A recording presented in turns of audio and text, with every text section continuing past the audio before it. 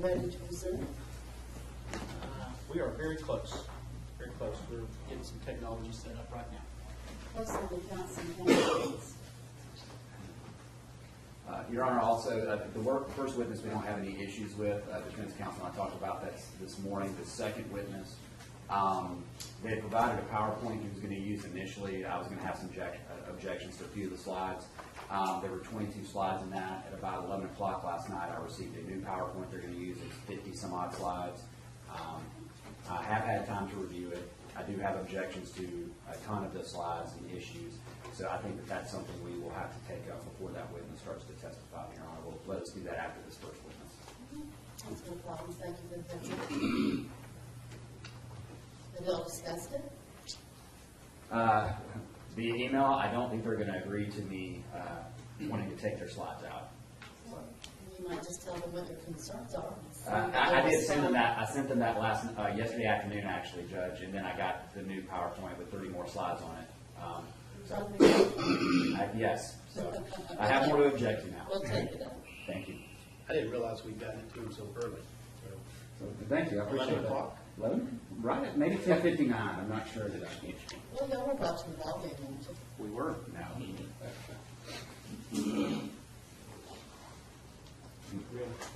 All is well. Have a heads up. From the time is just reminded. Thanks, Judge. Judge, what we're trying to do is figure out if we've got this set up. I need the witness to come in and test his clicker real quick before we try to pull his stuff. Go right ahead. I'll sit right here. Should be.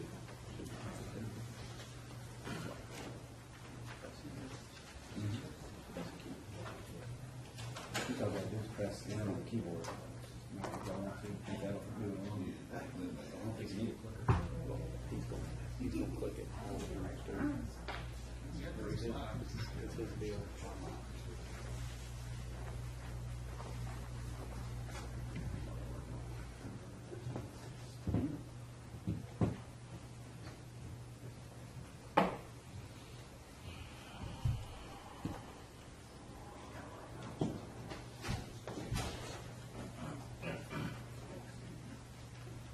Got it.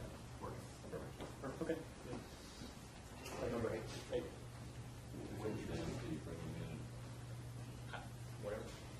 8.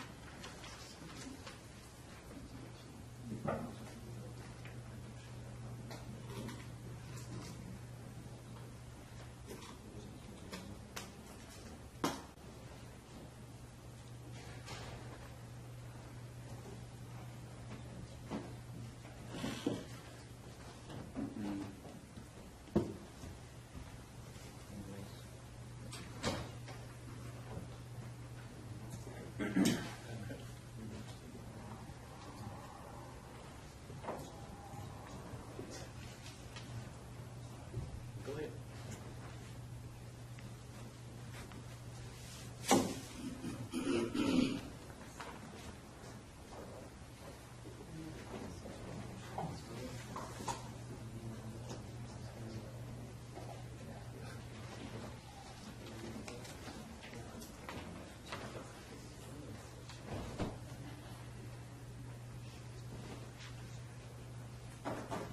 Judge, I think we're ready to go. Are you ready? Yes, Your Honor. When the jury in.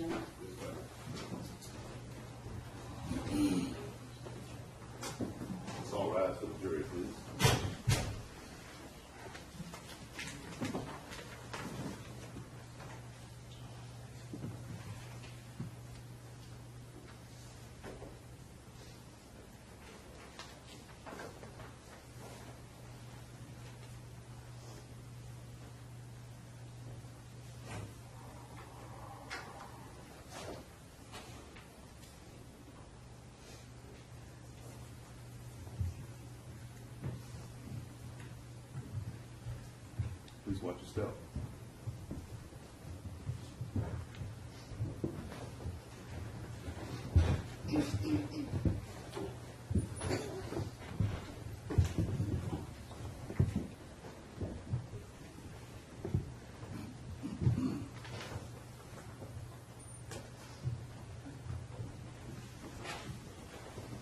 Please be seated. Ready, ladies and gentlemen. We're ready to resume the trial. Okay, Please proceed. we'll call Dr. G. Brewer. Please do.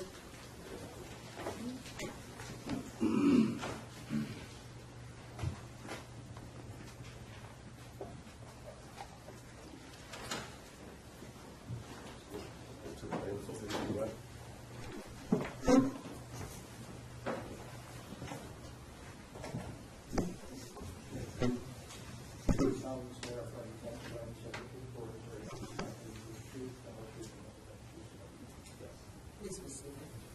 Ryan, can you go ahead and plug that up?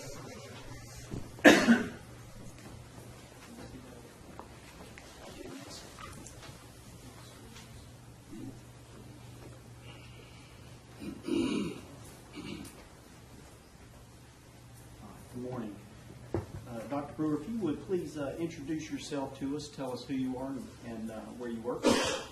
My name is Dr. Gene Brewer, and I work at Arizona State University. At Arizona State University, I work in the psychology department, and I direct a research laboratory where we study human memory and human attention. So we call that the Memory and Attention Control Laboratory.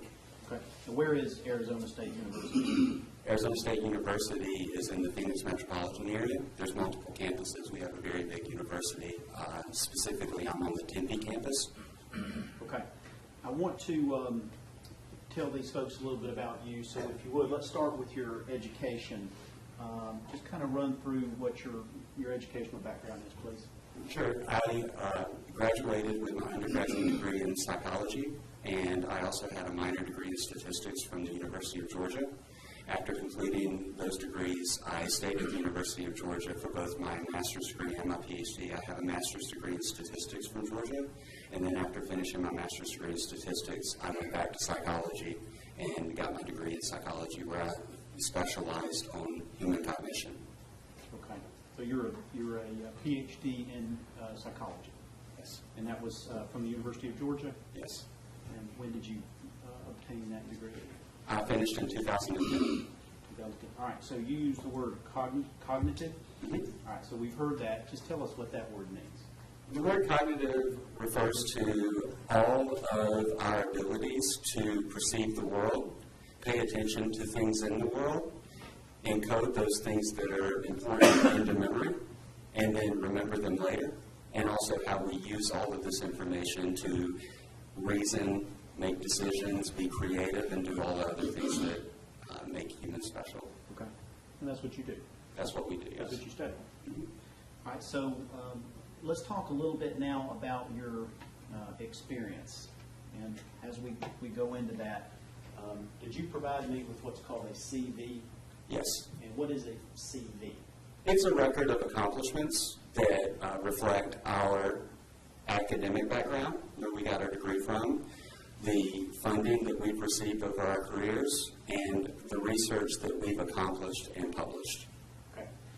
I've got a copy of that, and I'll give it to you just as a guide so you'll have it, or do you have one with you? No, I don't have one. That's your CV? That is my CV. All right. So if you could, begin by telling us a little bit about your experience in the field of memory study. So when I started my PhD at Georgia, I had been doing research as a research assistant who collected data from participants in psychology studies. And one set of studies that I was working on had to do with memory for future actions, called prospective memory. And I was very interested in that topic. And there was a researcher at the University of Georgia who was also a professor. And I started working in his laboratory, and that's who I received my PhD from. And so my work has really focused on both at the undergraduate level and at the graduate level, and now as a director of my own laboratory, in how people achieve goals. How can we use our memory and our attention to achieve goals? That's what our work is all about. All right, so you started telling us a little bit about sort of the beginnings of that part of your career at the University of Georgia. Take us from there. So after I finished at the University of Georgia, I was very fortunate, especially at that time, to be able to get a professor position at a Research One University, which is a university where they focus on doing research. And I went straight from University of Georgia to Arizona State, where I started my laboratory, started recruiting students, and started executing research that I felt would be important and informative about memory. Okay, so I want to break that down a little bit for everybody.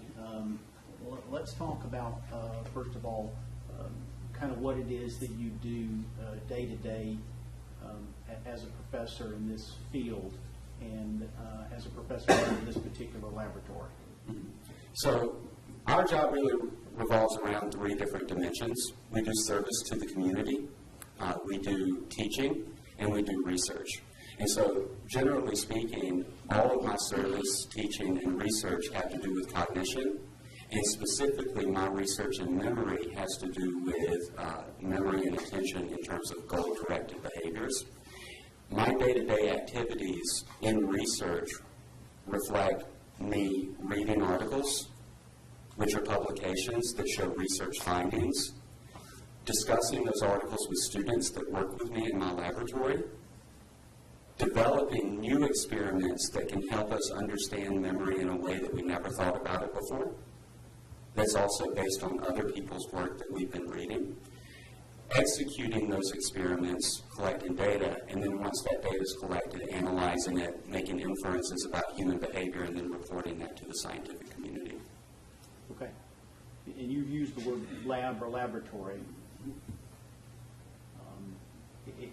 Explain to these folks what you mean by lab. Kind of what does that mean in the context that you're using it? In the context that I'm using it, I'm referring to a group of individuals that all work together with a common purpose of studying human cognition. And usually we'll have anywhere from 20 to 30 people working in my laboratory at any point in time. And we will collect data. And so what that means is that we have computer stations set up.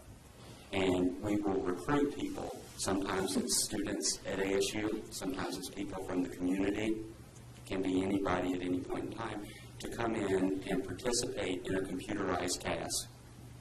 And what we're doing with that computerized task is giving them essentially a game. But we're measuring their memory and their attention. And we use those measures to understand how it is that they're thinking. Where would you receive funding to be able to run this laboratory at the university and study memory? So there's several different funding sources. It takes money to have a big operation. And so the three major funding sources are the Department of Defense. They fund basic behavioral research to understand human cognition. The National Science Foundation. They fund research to understand basic cognition, and the National Institute of Health. Each one of those agencies, of course, have a different agenda. You know, they really care about human behavior, but they may care about it for different reasons. Okay. And have you, in fact, received funding from any of these sources in order to continue your study of memory? Yes, we've received funding from the National Science Foundation to study whether or not we can develop strategies to help people remember better. We've also received funding from the Department of Defense to examine the interaction of cognition and culture. Right. And what you're doing and the studies that you're doing, is this science accepted in the scientific community? Yes. Is your lab and your study unique? is Arizona State and Dr. Gene Brewer, are you the only ones in this country that are studying memory like you explained to these folks? But not at all. What we study is a very contemporary area of research. There's other laboratories around the world, actually, that are investigating these topics.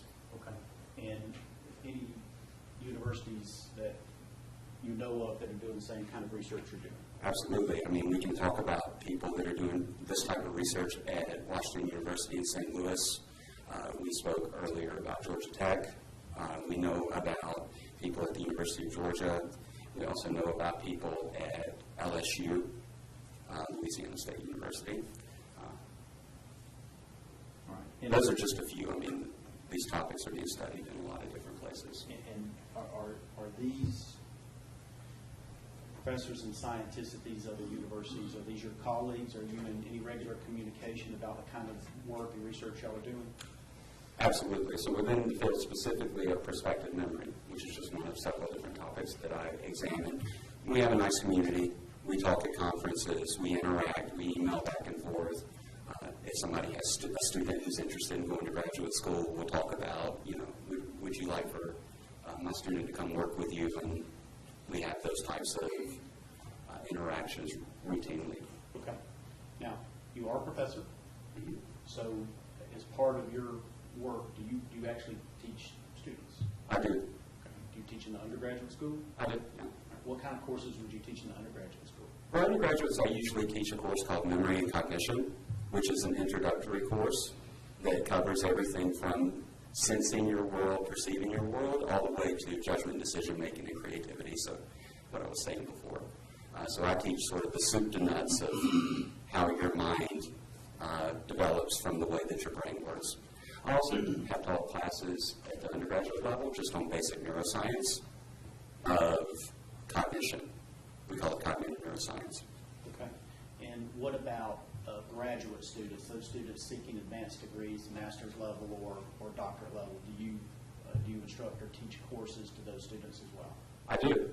So with graduate students, we will take one topic. So instead of doing the soup to nuts version from perceiving your world to creativity, we'll take one little topic. So we'll talk about just perspective memory, and we'll spend an entire semester reading articles about perspective memory, discussing it, developing experiments together, and having those types of interactions. So it's a more personal experience because the classes are naturally smaller and it's more focused on a topic where we can look more at the scientific papers that are contemporary. I also mentor quite a few students as well, which I think is teaching. Even though there's not a class or a formal structure, I interact with my students every day. What is a fellow? Well, a fellow, in the sense of a graduate student, we'll have people that will apply for fellowships, and if they're given a fellowship, they'll have the opportunity to go work for some period of time in a laboratory. That's what a fellow is. And do you have fellows that apply to come work specifically with you? Yeah, almost every year. I've been at Arizona State for 6 years, and every year I've had people apply for fellowships, and some that have gotten the fellowships want to come work with me. In fact, I have a student now who has a fellowship from Portugal, and she came here from Portugal to work with me.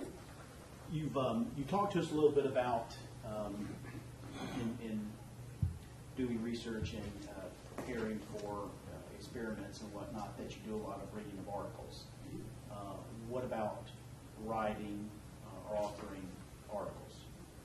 Can you tell us about that? Absolutely. Spend a lot of time reading articles. Spend a lot of time working with students. Spend a lot of time collecting data and analyzing it and trying to make sense of it. Okay? Once you get all of that done, it's really almost like you have an ethical obligation to report that to the community. You spent all of that time working on it, so you have to report it. The ways that we report it as scientists is we write a manuscript that explains why we did the works, the background, what we did in a way that can be reproduced by other scientists, what we found, and what we think that means. After we finish that article, that manuscript, we'll send it to a journal. The journal receives it. They assign it to other scientists in the field. We call that peer review. They review it. They tell you whether they like it or not. If you can get enough enthusiasm about it, ultimately that paper will be published at that journal. And then other people like me will read it and they'll follow up on that work. Right. And have you had articles published in these type of journals? Yes.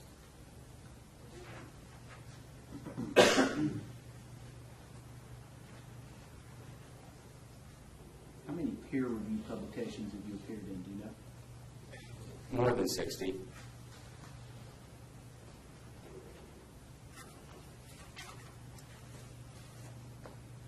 I'm going to go ahead and offer Dr. Brewer as an expert in memory. For that topic, no objection. You can testify. All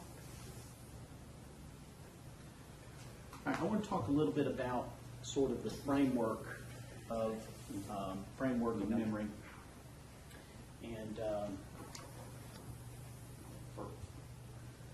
I have asked you over the last year or so to try to educate me about these materials. Is that right? Okay. So in a very sort of concise way, can you explain to these people a little bit about sort of the framework of memory? What is the basic construct that we're working with? Okay. So when we talk about memory, really easy to use the term memory, which doesn't really have a lot of impact, because there's so many different types of memories and there's so many different ways that memory gets studied. Okay? So this is part, I think, of what Vinings is asking about. We don't just study memory, even though we read about all of these different topics, we investigate them, we do research on a lot of them. As a scientist, you'll generally have one or two primary research focus areas. So within the framework of human memory, which encapsulates lots of different phenomena, I study three topics. I study working memory. A lot of people think about working memory like short-term memory, your ability to actively maintain a goal or an intention over some period of time in a distraction-rich environment. I'm also interested, as another research topic, in the nature of memory. So memory for events and episodes that have happened in your life, we call that episodic memory, compared to memory for facts. We call that semantic memory. The example I always give when I teach a class on this is, you may know that 2 + 2 is 4, and that's semantic memory. It's knowledge. But you may not remember which teacher in grade school taught you that information. And if you could remember that, it would be an episodic memory. If you could remember the time and the place that you learned that information. And so, we study episodic and semantic memory and what makes them similar and what makes them distinct. Third topic that we focus on in my laboratory is prospective memory. So whereas episodic memory and semantic memory are memory for things that have occurred in your past, a newish area of inquiry has been, how do you rely on past information to think about the future? How do you plan the future? And when the future arrives, how do you remember to do what it was that you were planning to do? And that's called prospective memory. So I study working memory. I study features of retrospective memory, episodic and semantic features. And I study prospective memory. And those are really the three primary research areas that we work on in my laboratory. All right, let's talk a little bit more then about prospective memory. In particular, I want to discuss the issue of memory failure. And if you've prepared a little outline for us, if we can just use that to kind of go through sort of the factors which might contribute or promote to a prospective memory failure. All right. So, would you like for me just to run through these and then we can deal with them one at a time after? So, when I became involved in this case, I felt like it was important to look at what the information that I was provided with, to look at that information and to see what are the factors that I can see in this information that help prospective memory and hurt prospective memory. And because that's relevant, that's why I'm here. And there's really three factors that are present in this case that I think hurt, and then there's two factors that are present in this case that I think can help. So I'm just going to run through those and talk about a little bit about the science and give you an example of what I'm talking about with each one before Maddox talks about the features of the case. First is habit. Most of our lives, we're engaging in just routine behavior. I wake up, brush my teeth, take a shower, put my clothes on. I don't really think that much about it. Okay? So we have these routine behaviors that are done over and over and over again. In cases where we can see prospective memory failures, we can get them in the laboratory. We know that if you have a goal, a prospective memory goal, and it is counter to your routine behavior, periodically people will lapse into that routine behavior, and lapsing into that routine behavior, slipping into it, will cause them to forget their prospective memory goal. We know that that happens. Forget what they're intending to do. Forget what they're intending to do. Because what they're intending to do is not as powerful to them as just this routine behavior that they're very used to. So that's a factor that matters. Let me ask you there. We discussed the phrase or term autopilot before. Mm-hmm. Is that does that fall into the what you're talking about, routine behavior? Yeah. So when Maddox is talking about autopilot, I think a lot of us have experienced this. I know I've experienced this. When you're driving down the road, traffic may not be particularly bad, and all of a sudden you'll have the experience of, where have I've been driving this time, but what have I been thinking about? What have I been doing? Okay? Driving is a routine behavior. You do it a lot. There's nothing particularly tricky about it until you get to a busy intersection or to a place where you have to pay attention because the dynamics of the traffic flow are really saying, hey, look, snap out of it. So, yeah, when you're on autopilot, that's just mindless driving. You can also do this with reading. You ever been reading a book? All of a sudden you're halfway down the page and what was I even reading there? And we all engage in mindless behaviors, and that's because of our ability to create routines that don't require as much cognitive effort. Right. So, in looking at this, I want you to now talk about you talk about factors that might promote a memory failure. When we're talking about habit, those routines, those things that we do and almost on autopilot. What about when that routine is modified or altered or changed? When we do something a little bit different? Can you talk about that?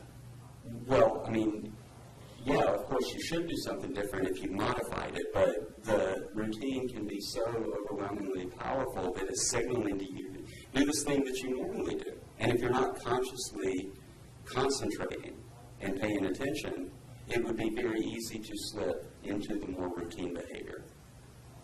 Okay.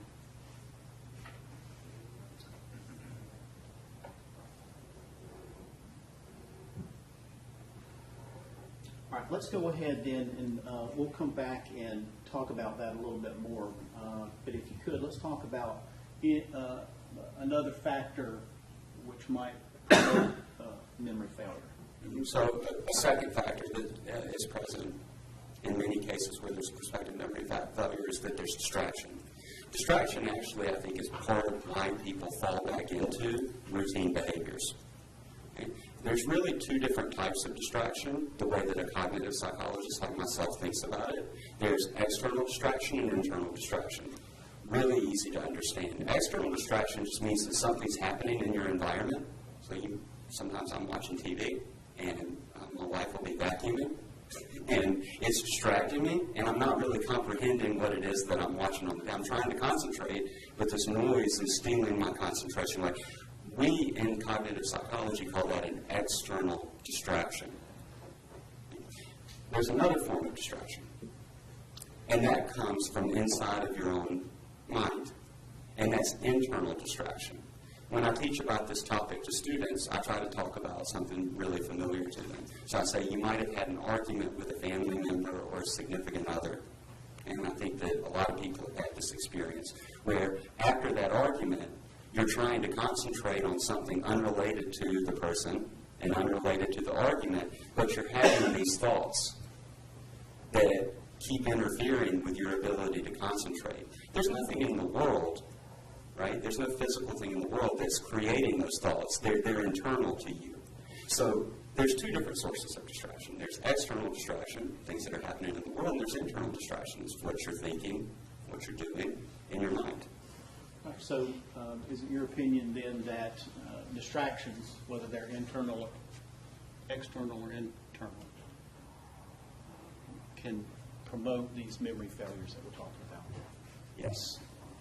We do know that when people are distracted, they have more prospective memory errors.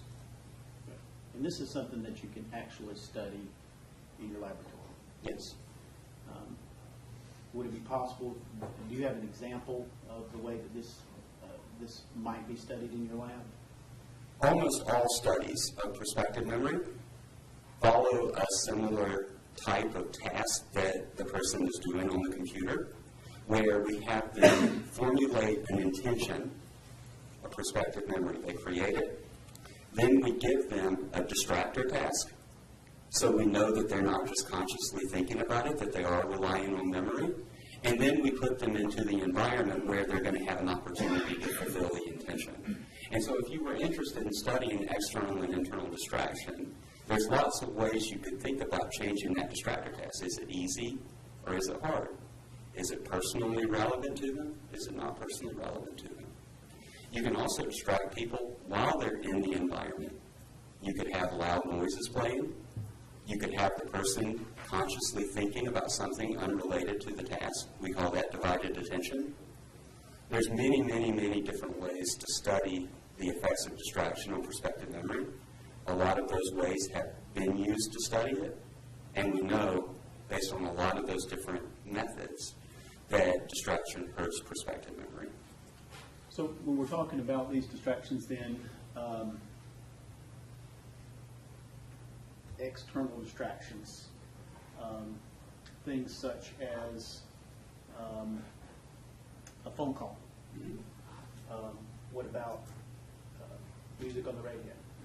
Would those be the kind of external distractions that you're talking about that might actually promote memory failure? You know something, I think a phone call is a pretty good one, because you may be engaged in your goal, and you get a phone call, and you need to pay attention to the call that's come in. Radio, could be, couldn't be, right? I mean, if you're just listening to the radio and music's playing, I wouldn't say that that's an external distraction.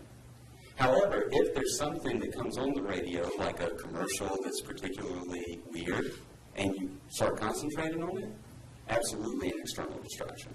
And it's all in whether or not it demands some level of concentration from you.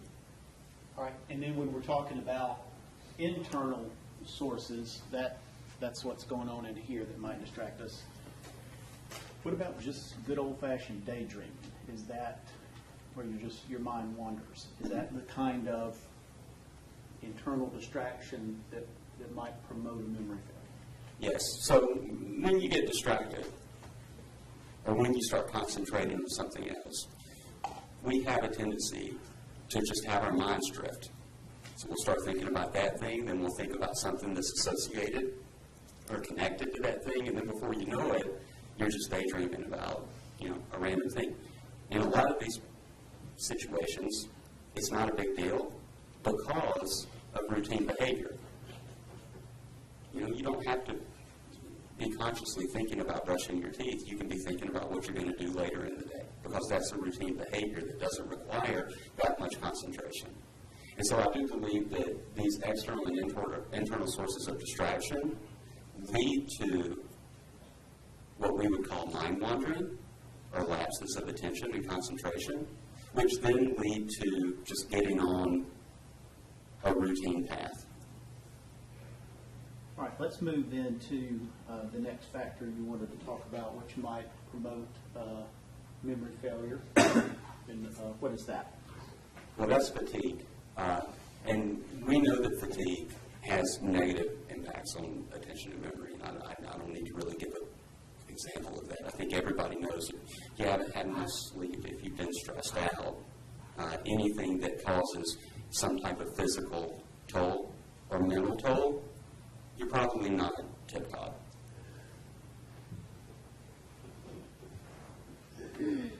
And are you telling us then that that makes us more susceptible to having some type of memory failure? Mm-hmm. What makes prospective memory interesting is that it really isn't just memory, and it really isn't just attention.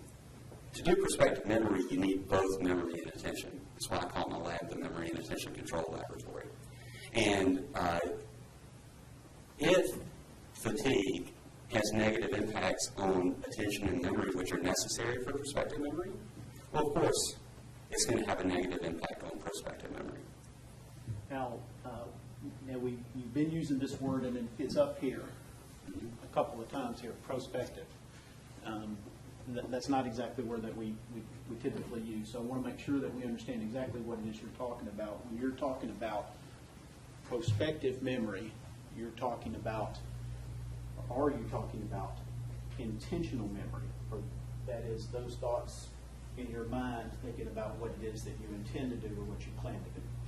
I take a more liberal definition of prospective memory. Just like memory, there's lots of things going on when you say prospective memory. I believe that prospective memory refers to any usage of attention and memory systems for establishing and coordinating goal-directed behavior for future events. I think that these are things as basic as attaching a document to an email. I hate when I forget to do that. And things as long range as trying to have adherence to a gym regimen or a medical regimen. Any type of usage of your cognition for future-oriented behavior, I think that falls under prospective memory. And then as scientists, what we do is we try to classify and differentiate different types of prospective memory, and we study them and try to understand how it's connected. So I think prospective memory refers to intentional acts, but it also probably refers to things that you don't really consciously think about, you just assume is going to happen in the future. Okay. If I'm planning to leave work and go to the dry cleaners on the way home, it is something I'm intending to do. I'm planning to do it. Is that an example of prospective memory? Yes. Okay. All right. I want to go ahead and move. You've covered areas of those factors that might promote memory failure. Let's look at those things that might make it less likely that we would have a memory failure. Sure. The first thing that I think is critical here, this is a tragic situation, is importance. Right? This is one of the most important intentions that a parent can have. And we need to know, has there been a science of giving prospective memories importance? And when they're given importance, does that change whether or not people remember to do it? And we know that when you have an important intention, you remember to do it more. When there's consequences to having an intention fail, you do it more. Go back to the idea with attaching a document to an email. If you're sending a picture to a friend versus you're sending money or some type of bill that you're going to be punished if the person doesn't receive it during the day, which one do you think you're going to be more likely to forget? Right? Things with consequences we tend to focus on more. They're more important. That leads to improvements in prospective memory. We prioritize those goals. Remembering to take your child to daycare is a very, very important task. Maybe the most important as a parent. Right. And what you're telling us is because of how important that is, that would make it less likely that there would be a memory failure. Yes. But are you telling us that it means that there can't be a memory failure? No. Why? our systems are prone to error. And even under the best situations, in the best circumstances, there's still going to be failures. And even in cases as tragic as this one, it's still something that happens. There's nothing unique about this case relative to the other cases where this has happened. Okay. Do you have any examples that outside of the facts of this case or outside of this particular paradigm that demonstrate how even if something is very, very important, that we still forget? Yes. There's other instances where there's been fatal consequences for prospective memory failures. Surgeons have left instruments inside of patients' bodies. Something like a patient reports back to the hospital months later with abdominal pain. Well, an instrument was forgotten and left in there.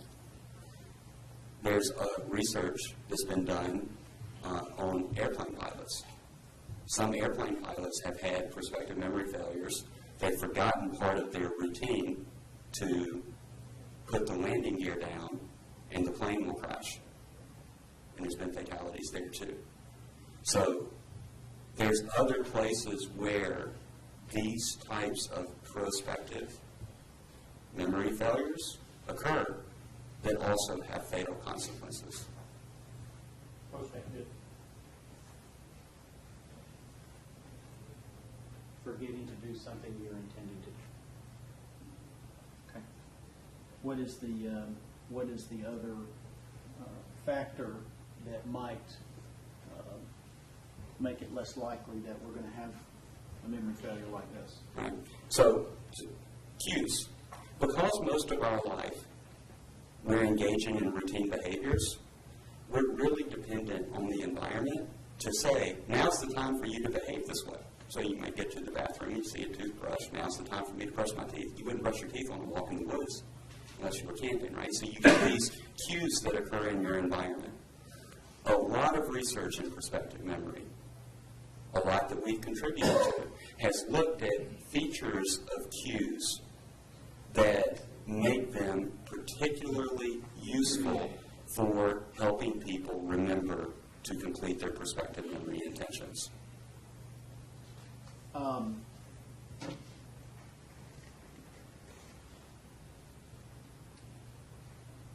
What about the good old-fashioned tying a string around your finger?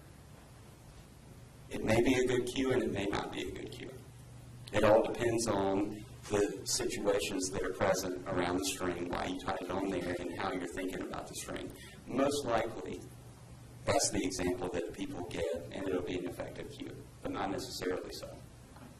But is that what we're talking about? Because again, we're using some terms here that we don't normally use the word cue. Mm-hmm. Is that an example of what we're talking about? Something such as simple as we're intentionally putting a piece of string around our finger to remember something, and don't forget something. Mm-hmm. Is that string an example of a cue like you're talking about? Yes, that would be an example of a cue. Okay. What I mean by cue is just simply an element that exists in the world that's associated to your intention to behave in a particular way.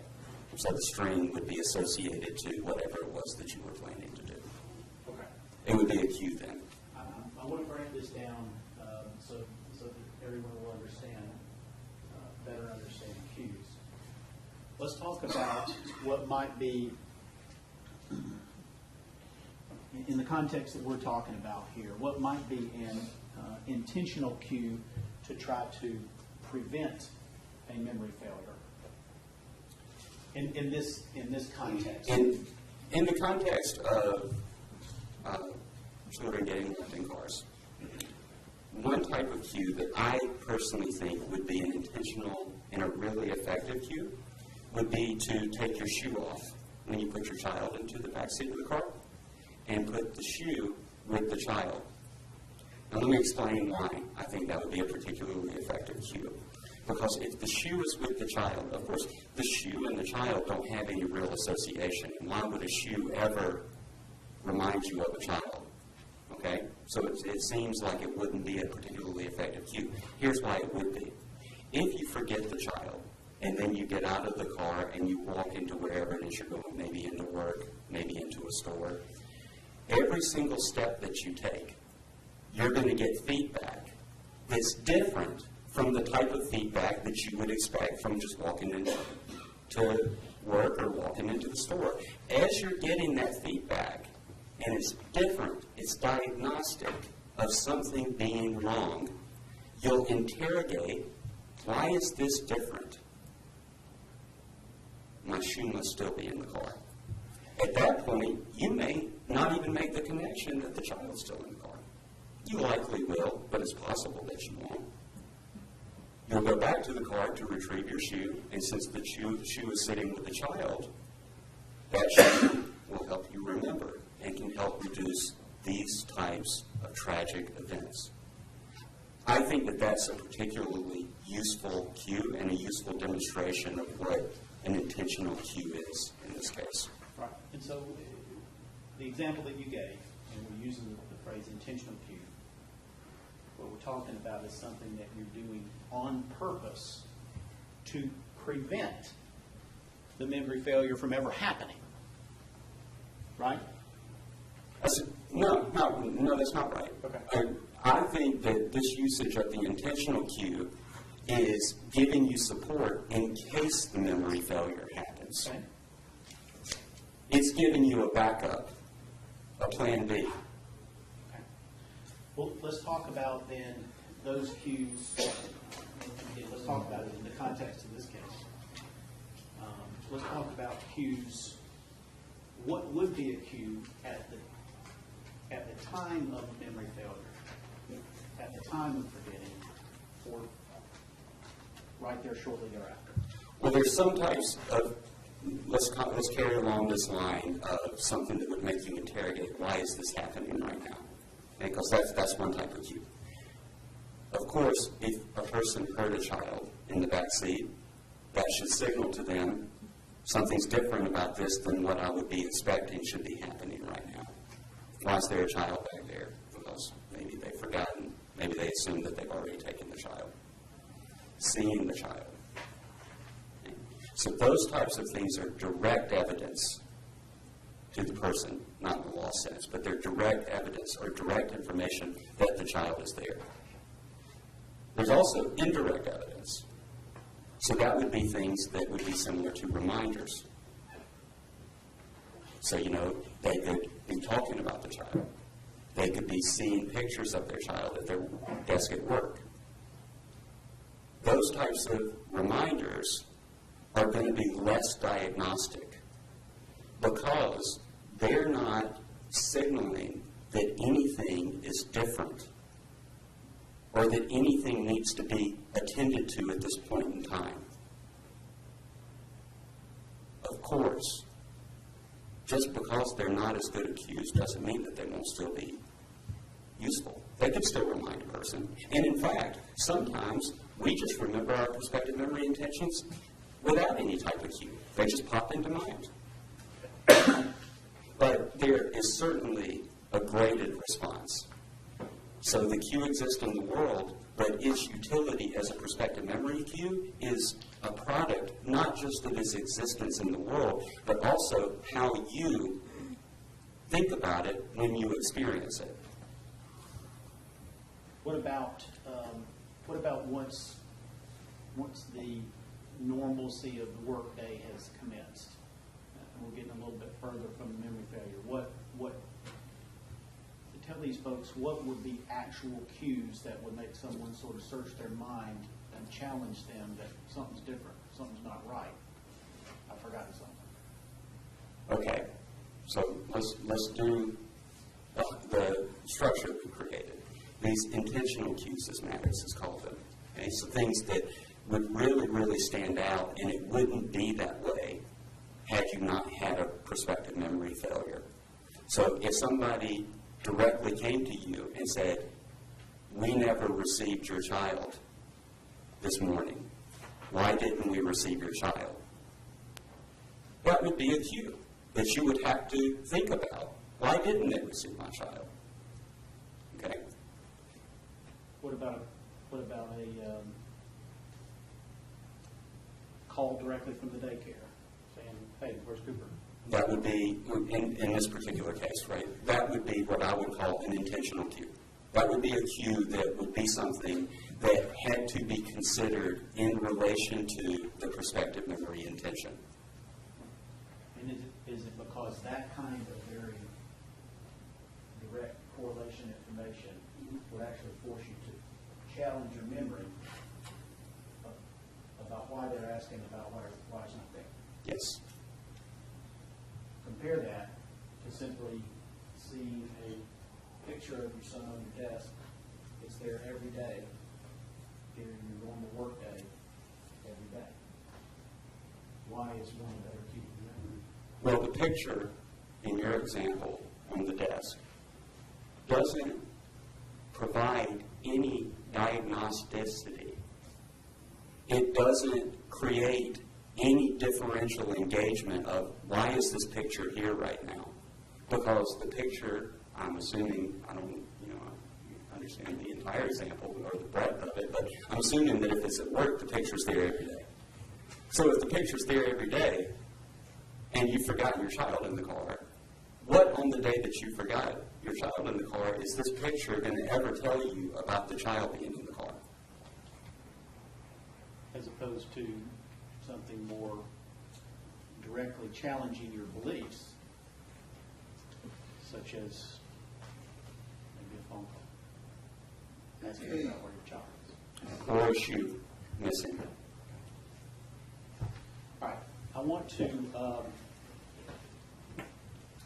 talk about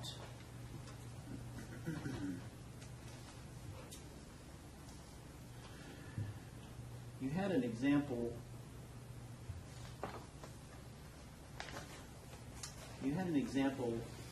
That you were telling me about a refrigerator, and I thought that was a good example. Can you use that example to explain the cues just a little bit better for the viewer? Sure, and it also ties into this idea of how quickly we can forget, which we'll cover, I'm assuming, but I'll just give the example now and we can talk about it twice.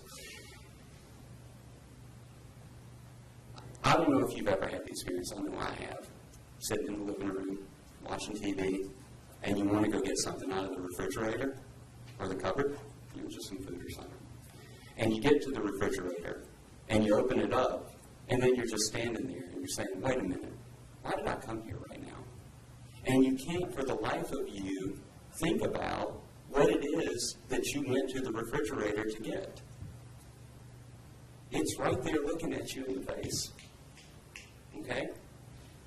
Why is that not a good cue?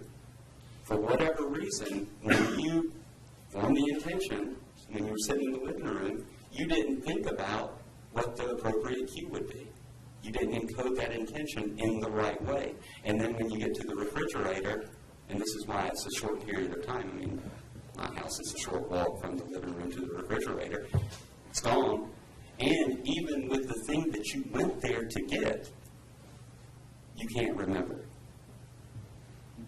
All right, well, That's the example that I gave to Maddox. And I may have jumped ahead because I thought that was a good example.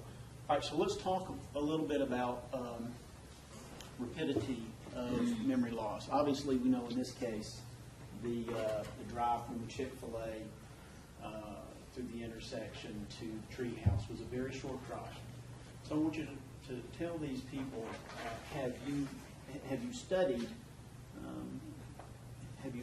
how quickly or how fast or how rapid that we can actually lose awareness or that we can forget? Yeah, and not just my research. There's a long history in psychology of studying how quickly information is lost from awareness and forgotten. And particular to my research, we've also looked at this in the context of prospective memory. As I said, we have an error-prone system. We can only think about so much at one point in time. Anything that you're not thinking about, it has to be in the process of being forgotten.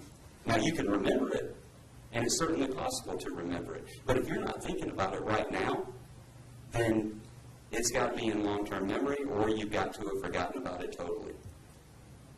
So, there's a lot of research that's tried to understand the dynamics of how that process happens. How is it that you focus on something, and when your focus leaves that thing, how is it that it's forgotten, and how quickly does that happen? Right. Is this phenomenon something that can actually be researched and studied in a lab setting like you run at Arizona State University? Absolutely. So within the context of prospective memory, we just published a paper on this a couple of years ago. We put people into conditions where they would, we know that they remember, now's the time that I need to complete my prospective memory intention. So we knew that they actually had the memory and that they were successful. And we said, don't do it right now. Wait a few seconds. And if you delay people, even as much as 30 seconds, they'll forget more. We call that the do it or lose it phenomenon. And that's because they start thinking about something else. So we had that idea, that hypothesis, well, maybe they're thinking about something else. Maybe they get distracted. So we created another version of that experiment where they remember. We say, don't do it yet. They delay. And then we interrupt them. We put a little bit of distraction there. And when we put that distraction there, it really makes prospective memory performance suffer. Because when you're delaying this and you get distracted and you start thinking about something else, there's some likelihood that you're just not going to ever think to go back to that prospective memory, especially if the environment doesn't provide for you the right cues. How quickly can we have this type of memory failure? I think that this type of memory failure can happen on the order of seconds. As soon as your concentration is diverted to something else, then you're relying on your long-term memory to remember that thing back. So if you're not actively, consciously thinking about it over and over and over again, if you're not thinking about it at any point in time, it goes away, and then you have to engage some type of memory retrieval to bring it back. Then the issue becomes, well, how do we engage that memory retrieval? What are effective cues for engaging the memory retrieval? In this in this particular case, we know that the route or the drive from the chip. And by the way, have you driven this route? I have driven this route, and I've seen the GoPro videos of it. Okay. You've been provided maps and everything. So you Actually drove it twice. Okay. Do you know that we're talking about a very short duration? Can, in some instances, clear that U-turn quickly, maybe as even 40 seconds or so, get to the light, and through that light. We're talking minutes, right?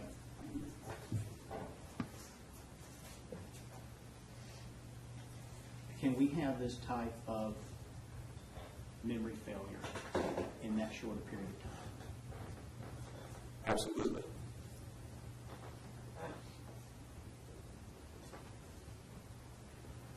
Shorter. Absolutely. We study cognitive phenomena on the order of milliseconds.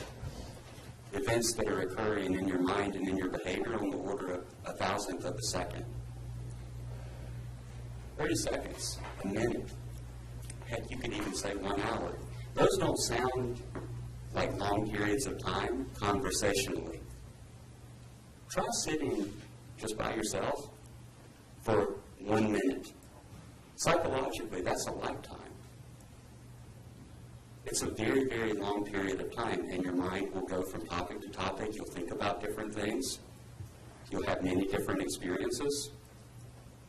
I think that sometimes, as a cognitive psychologist, we think about how the mind works on a very, very quick time schedule. I think other people who haven't taken the classes, who haven't gone through all the papers that we've gone through, who haven't tried to publish an article that has a 20 millisecond difference and try to understand what that 20 millisecond difference is, naturally would think 30 seconds isn't that long. A minute's not that long. Lots of things can happen cognitively, biologically in your brain, in seconds. Lots of things. When we think about forgetting, we think about information that we can't recall, we naturally think about forgetting over a period of time. I can remember things better this morning than I can from 2 years ago. Sort of age, those memories sort of age out of us. Is it the same construct that we're talking about here with these very rapid prospective memory failures? Well, there's not a lot of research to, the way what Maddox is referring to is forgetting. So in retrospective memory, what we'll do is we'll give somebody material to remember, and we'll either test them immediately, after a day, after a week, and we can look at the decline in how much of that information that they remember. And so there hasn't been a lot of research on the level of forgetting over these very brief durations. It's more that people just forget. We don't know the level, we just know that they either got it or they didn't get it. I want to move on then to another topic, and that is false memory. Yeah. Yeah. Tell us what false memory is, and if this is something that you've studied in your lab and in your research. Mm-hmm. So false memory would fall under my research in retrospective memory, and I have several publications where we've looked at false memory for events that have happened in the past. We've also collected data for false memory for things that are more future-oriented, like prospective memory. Okay. The topic here is called output monitoring, which is just a really fancy way of saying, how do you know whether or not you successfully completed your prospective memory intentions? Driving down the road to work, did I lock my door? I'm not sure if I locked my door or not. Go back home to check it. Sometimes you did, sometimes you didn't. Okay? When you're trying to engage in the decision about whether or not you locked your door, we refer to that as output monitoring. So monitoring whether or not you behaved in a certain way.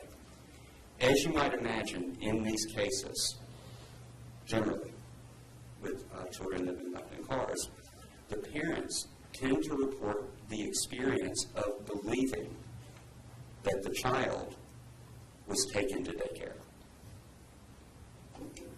I would characterize that as an output monitoring situation because they take the child to daycare routinely, the same way that we lock the door routinely, although on a much more important and much more serious scale.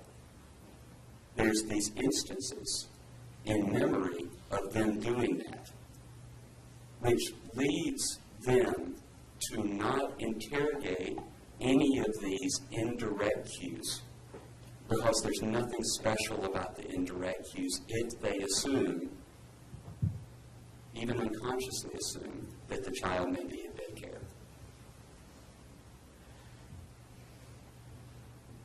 If I've taken my child to daycare 4 or 5 times a week for a year,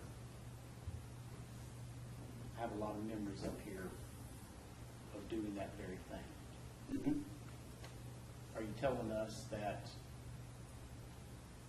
it's possible that what we might think we remember is dropping our child off are the shadows of these former times, or these memories of these former times, because we've just done it so much? I'm actually telling you that you may not even think. And then if you did think, it may still be hard for you to reason out effectively whether or not you did it. And I would never trivialize something as important as a child death. But examples help illustrate what we're talking about. Think about putting shampoo in your hair, brushing your teeth in the morning. You know you did it, but are you really sure? You know, and the reason for that is because you've done it so many times that it's hard to be sure on a local basis when you think critically about it. But that's because I'm requesting that you think critically about it.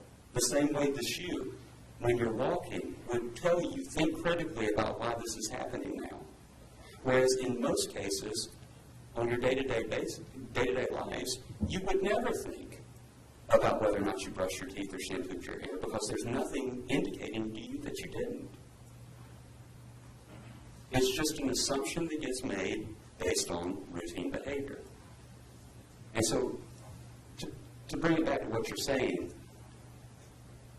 I think that in these cases, the parent likely never tries to monitor about what happened.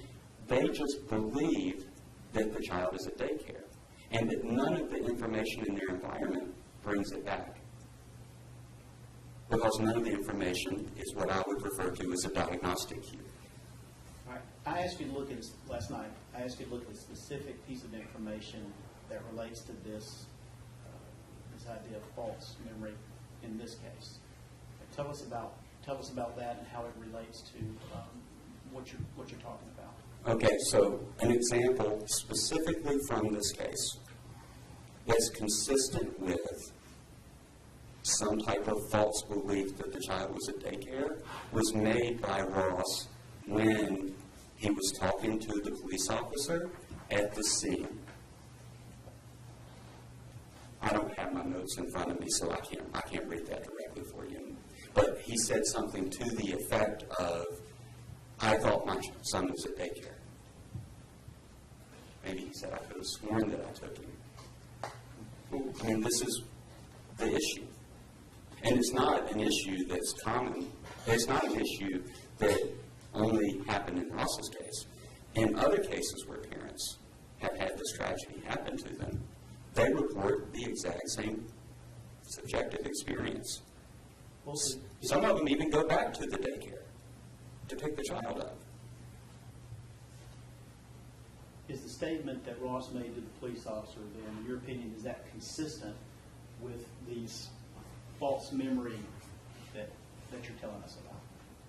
That statement is consistent with the false memories and this output monitoring situation that I'm trying to explain to everybody. Yes. I just want to touch on a couple of things.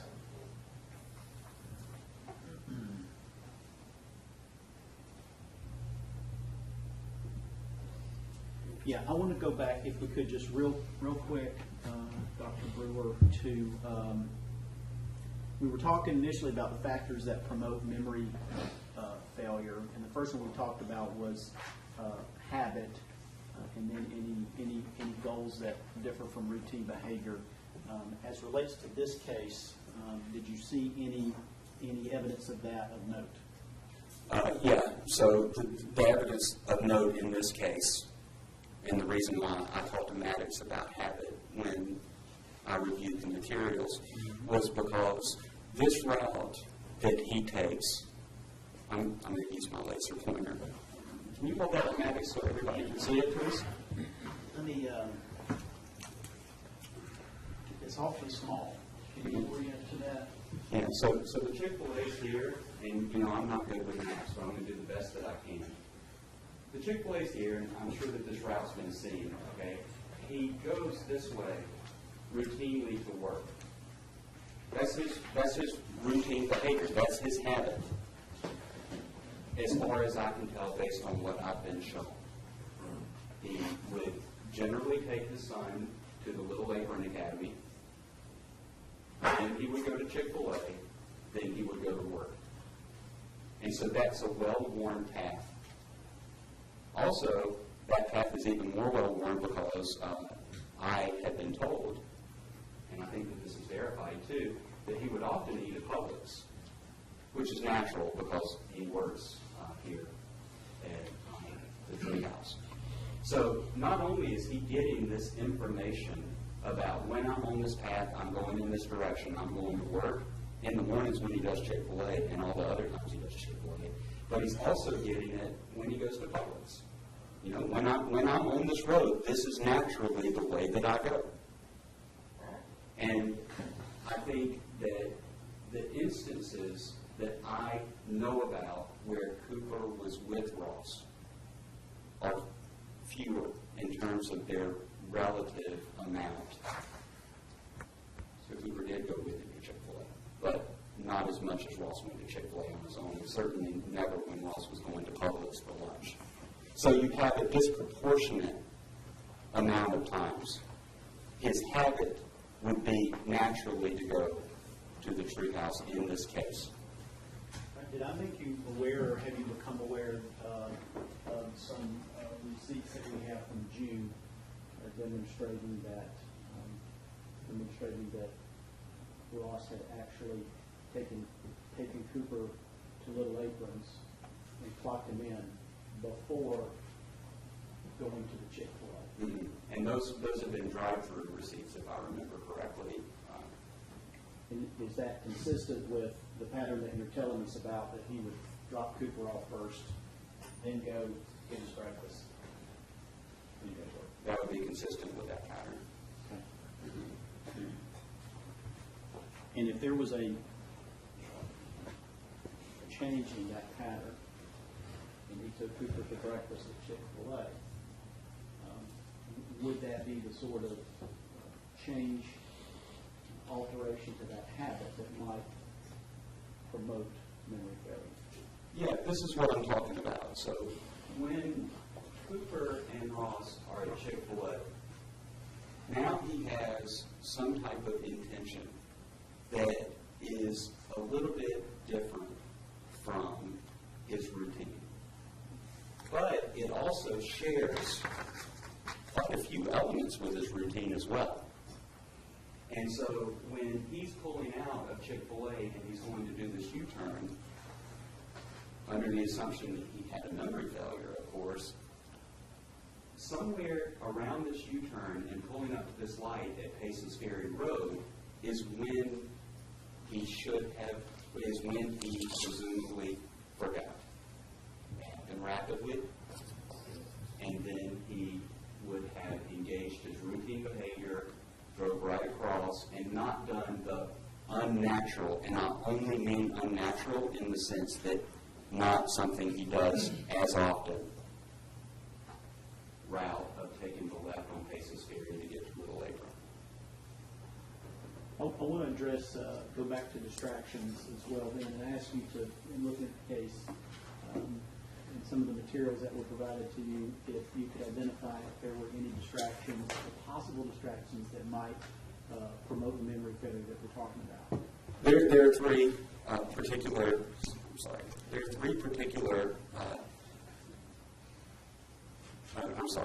distractions. Yes. So, big distraction that comes from an external source is making this U-turn.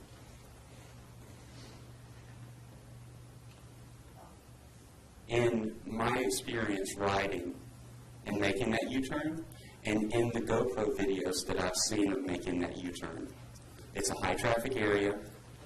As soon as you make the U-turn, there are trucks pulling out of Home Depot. And even when I made the ride 2 times, there were trucks pulling out. I mean, I guess it's just a place where that happens. Okay? So there's this high traffic area, and there's lots of information there that could be distracting. And in fact, demands concentration.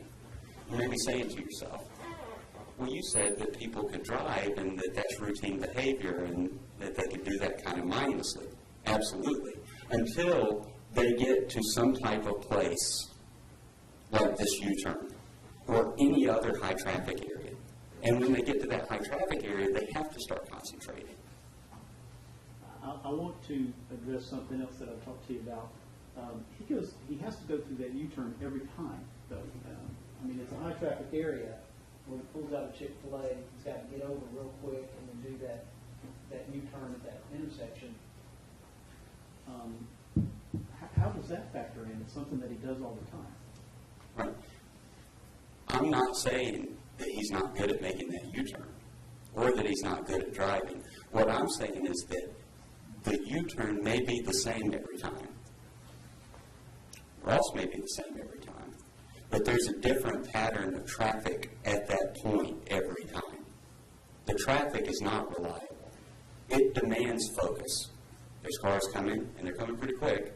There's cars coming out of Home Depot, and as soon as that U-turn's made, if a person is planning to cross Paces Ferry, they have to go across this road, and that happens pretty quickly.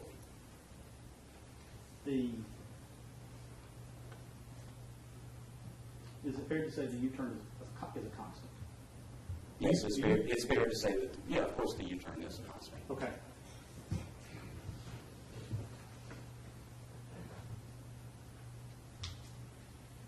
But each time he goes through that U-turn, it's different. Is that fair to say? Yes. There are variables that are different every time, namely the different traffic, the speed of the vehicles, whether cars are pulling in or out. Those are different every time. Yes. To negotiate that U-turn, would it require more concentration to those variables than just driving down the road? Yes.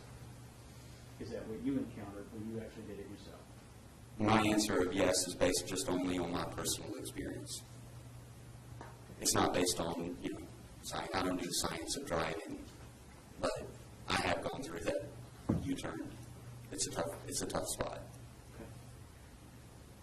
Let's see. All right. We also had talked about internal distractions, and I asked you to take a look to see if through the materials if there was anything that you thought might constitute internal distractions that could have sort of taken his mind away and promoted this kind of memory loss we're talking about. Well, there are certainly some things that you could speculate on that would be Rejection, speculation. Yeah. You use another term. Let's not go on. If it's speculation, it's speculation, Judge. Speculation. Okay, so then- I sustain the objection. Mr. Kilgore, you can rephrase. Yeah, let's don't speculate. Let's put it this way. Did you find out there were some other things going on with Ross that his mind may have been on, perhaps? Let's talk about those. Well, I do know that Ross had sent an email about work the previous night, expressing some dissatisfaction with his own performance in his job. I also know that Ross told somebody on a chat application that Cooper had woken him up early. And so I imagine that was on his mind. I think Cooper had not been well. I think Cooper had been sick. Maybe not. Maybe I'm making an assumption there that's incorrect. An objection, assumption, then misstating the evidence, Judge. Mistake. All right. Let me ask this. Did you learn that Ross had been frustrated with a project that he was working on? Objection leading. I'm going to take instruction, and you can do it. Did you have information about that? Yes, I've seen that information. Okay. Did you have information that he and his friends had started a new business that they were trying to get going that week? Mm-hmm.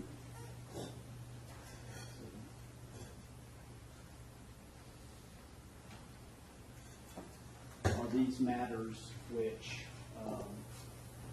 could create the kind of internal distraction we're talking about? We used the term daydreaming a little bit earlier, but these very specific thoughts about what was going on in his work. Yes. But there's more to that story. Okay. I certainly can't know what Ross was thinking.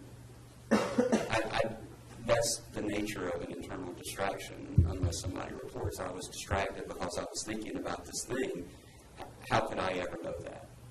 And so I'm aware of the elements of this case. All right.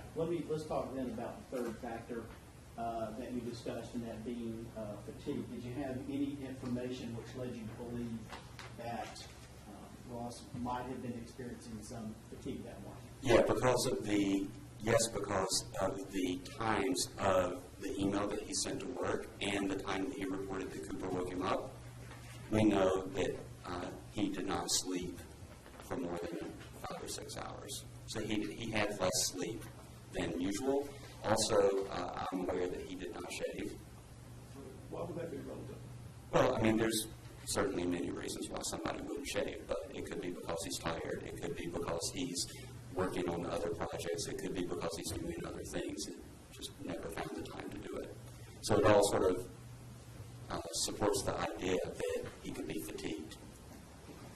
Not one factor in particular, just generally some of the things that we learned about, Case.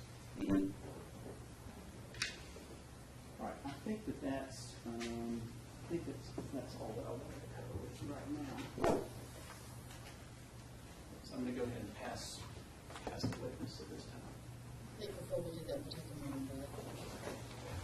Ladies and gentlemen, close your notepads, keep an open mind, no conversation. Y'all have a good break, enjoy each other's company. It's all right, to the jury, please. Please watch your step going down.